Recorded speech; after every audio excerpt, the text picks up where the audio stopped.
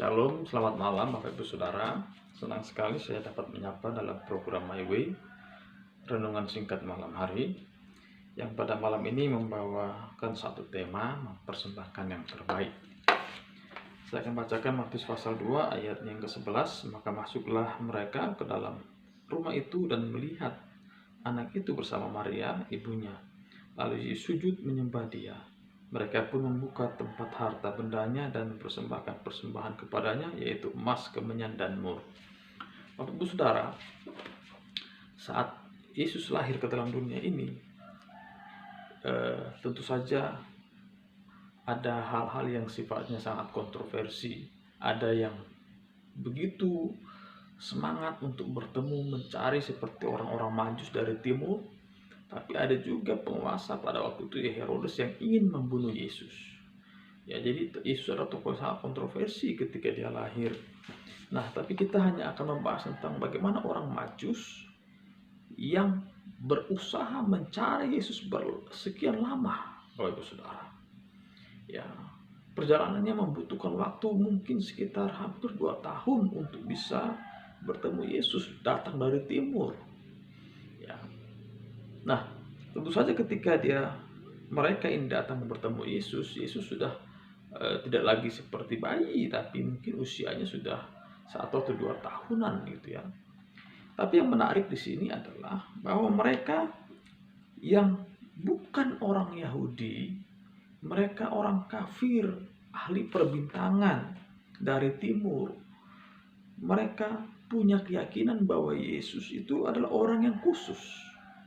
Dan mereka memberikan persembahan yang luar biasa. Emas, kemenyan, dan mur itu adalah barang-barang yang sangat bernilai dan berharga pada masa itu. Ya, kita melihat di situ mereka memberikan persembahan kepada Yesus. Nah, kita melihat di sini juga bahwa sebelum mereka memberikan persembahan dikatakan lalu sujud menyembah dia. Orang-orang Majus yang datang sekian lama mencari Yesus dengan petunjuk bintang, ya, ketika bertemu mereka sujud. Tidak segan-segan mereka sujud kepada Yesus. Dan setelah sujud itu mereka mempersembahkan, yaitu emas, kemenyan, dan mur. Bapak Saudara, apakah emas, kemenyan, dan mur itu terlalu berharga untuk dipersembahkan kepada Yesus? Tentu saja, Yesus adalah Raja. Yesus adalah Tuhan. Ya.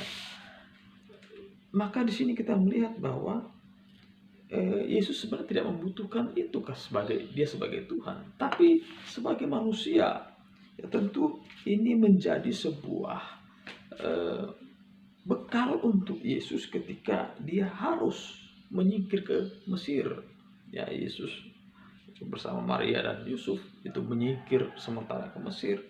Tentu barang-barang ini itu bernilai untuk mencukupi kebutuhan mereka. Inilah bentuk karya pemeliharaan Tuhan kepada keluarga ini. Nah, tapi yang ingin saya katakan di sini adalah bahwa mempersembahkan yang terbaik itu bukan hanya bicara harta benda yang kita berikan, tetapi hati kita, sikap kita. Nah, dalam konteks ini orang-orang Majus memiliki sikap yang sangat luar biasa. Mereka sujud menyembah. Tidak sembarangan orang itu menyembah pada masa itu. Yang disembah itu haruslah Tuhan.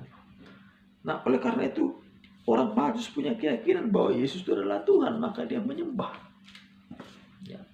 Meskipun di sini tidak ditulis bahwa orang Majus punya keyakinan Yesus adalah Tuhan, tetapi dengan cara dia menyembah Yesus, tentu dia beranggapan bahwa Yesus ini bukanlah orang biasa, tapi dia adalah orang yang khusus. Maka dia memberikan yang terbaik.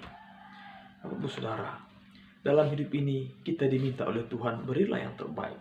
Roma pasal 12, 1 dan 2. Persembahkanlah tubuhmu sebagai persembahan yang hidup, yang kudus, berkenan kepada Allah, itulah ibadahmu yang sejati.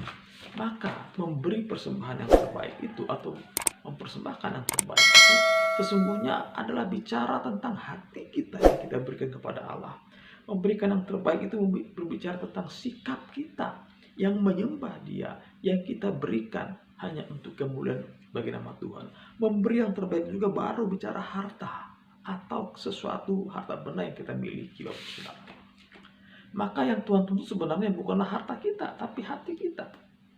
Diri kita sepenuhnya secara total kita persembahkan kepada Tuhan. Itulah memberikan persembahan yang terbaik. Ya, maka ketika kita memberikan persembahan berupa rupiah itu sebenarnya merupakan wujud bahwa kita telah memberikan tubuh kita dipersembahkan untuk kemuliaan bagi nama Tuhan. Di momen Natal kali ini, Yesus sudah memberikan dirinya. Allah dengan kasihnya yang besar telah mempersembahkan anaknya yang tunggal untuk kita. Lalu apa yang kita persembahkan untuk dia? Jawabannya hanya satu. Persembahkanlah seluruh totalitas eksistensi kehidupan kita. Baru harta kita akan mengikuti. Kiranya firman Tuhan ini menguatkan kita dan kita senantiasa diberikan pengajaran yang benar tentang sabda Tuhan. Tuhan Yesus memberkati.